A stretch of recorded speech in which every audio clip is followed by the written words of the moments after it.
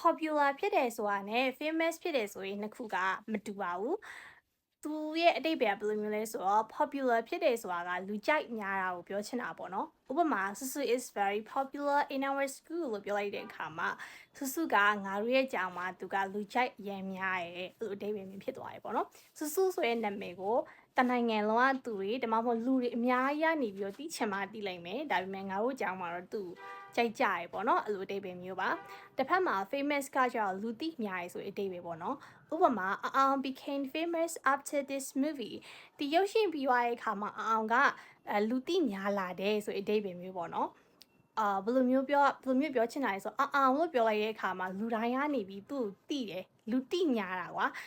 သူ့ကိုကြိုက်ရှင်မှကြိုက်မယ်ဒါပေမဲ့အောင်ဆိုတဲ့နာမည်လူတိုင်းဒီပါတိနေတယ်